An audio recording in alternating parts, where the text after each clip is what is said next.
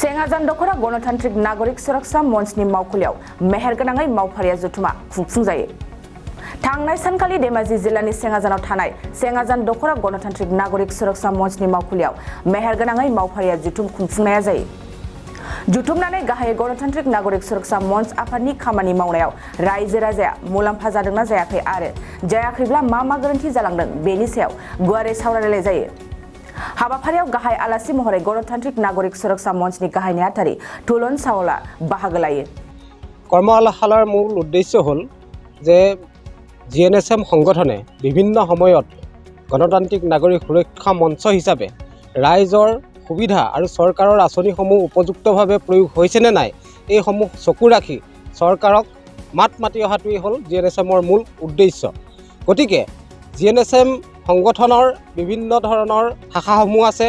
তাৰ ভিতৰত জোনাই জিলা সমিতি, চিলাপথাৰ জিলা সমিতি, চেঙাজান আঞ্চলিক সমিতি আৰু মাজৰবাৰী আঞ্চলিক সমিতিৰ যৌথ উদ্যোগত আমি বিগত বছৰবোৰত কেনেধৰণেৰে কামবোৰ কৰি আছোঁ আৰু সেই কামবোৰত ৰাইজ উপকৃত হৈছে নে নাই হোৱা আৰু যদি হোৱা নাই তেনেহ'লে আমাৰ ক'ত ভুল ত্ৰুটি থাকি গৈছে এইসমূহ পৰ্যালোচনা কৰিবৰ কাৰণে আজি ইয়াতে এখনি কৰ্মশালা অনুষ্ঠিত কৰা হৈছে। আৰু এই কৰ্মশালাত আমি ৰাইজৰ মতামত আৰু আমাৰ কেন্দ্ৰীয় সমিতিৰ বিষয়ববীয়াসকলো ইতিমধ্যে উপস্থিত হৈছেই আৰু তেখেতলোকৰো আমি দিহা পৰামৰ্শ ল'ম। কেন্দ্ৰীয় সমিতিৰ সভাপতি জাৰ্মিন নাৰ্জাৰী ডাঙৰীয়া আৰু তুলন সোণোৱাল সম্পাদক ডাঙৰীয়া ইতিমধ্যে আহি উপস্থিত হৈছেহি আৰু বিভিন্ন জিলা সমিতিৰ কাৰ্যকৰ্তাসকলো ইতিমধ্যে আহি উপস্থিত হৈছেহি। লগ্নৰে পৰা এই জোনাই সমষ্টি তথা ধেমাজি জিলা বানপীড়িত জিলাখনৰ সমস্যাবিলাক বানপীড়িত অঞ্চলৰ সমস্যাবিলাকক সমাধান কৰিবৰ কাৰণে চৰকাৰৰ ওচৰত দৃষ্টিগোচৰ কৰিবলৈ বিভিন্ন কাৰ্যপন্থা হাতত লৈছোঁ। তাৰ ভিতৰত আমি এতিয়াও চৰকাৰক অনুৰোধ জনাম যে বিগত বছৰবিলাকত 15-16খন গাঁও ইতিমধ্যে ব্ৰহ্মপুত্ৰ আৰু চিমেণ্ট নদীৰ গৰাখহনীয়াত গাঁওসমূহ বিলীন হৈ গৈছে আৰু যিবিলাক গাঁও বৰ্তমান বাচি আছে সেই গাঁওসমূহক যাতে সুৰক্ষা দিয়ে তাৰ প্ৰতি মুখ্যমন্ত্ৰী, বিভাগীয় বান নিয়ন্ত্ৰণ মন্ত্ৰী আৰু বিশেষকৈ জোনাই সমষ্টিৰ বিধায়ক ডাঙৰীয়াক কৰজোৰে প্ৰাৰ্থনা জনাম।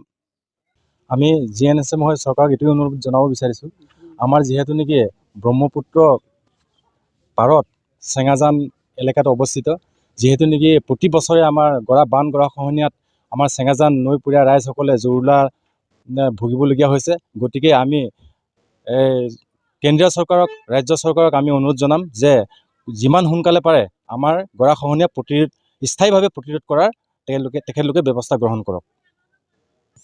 এইটোৱে আমি ক'ব বিচাৰিম। তেখেতে আমাক কৈছিলে বানমুক্ত হিচাপে জোনাই গঢ় দিম, কিন্তু তেখেতলোকে কেনেধৰণে প্ৰচেছ আগবঢ়াইছে সেইটো আমি এতিয়ালৈকে গম পোৱা নাই। কিন্তু আমি অনুৰোধ জনাব বিচাৰোঁ তেওঁৰ যিটো বক্তব্য তেওঁ ৰাখিছিলে আমাৰ ৰাইজৰ আগত, তেওঁ বক্তব্যটো মনত ৰাখি তেওঁৰ কৰ্তব্য কামখিনি কৰি যাব বুলি আমি আশা কৰিছোঁ। আমি এইটোৱে ক'ব বিচাৰিম, তেখেতলোকে বাৰিষাত আহিলে আমাৰ নৈপৰীয়া অঞ্চলসমূহক মনত পৰে তেওঁলোকৰ আমাৰ জনসাধাৰণৰ ভোটৰ আশাত। তাৰ পাছতে দুটামান পাৰকোপান পেলাই তেখেতলোকে পাহৰি যায়। কিন্তু তেনেকৈ কৈ থকাটো আমাৰ চৰকাৰক সেইটো দুখজনক বুলি ভাবিছোঁ।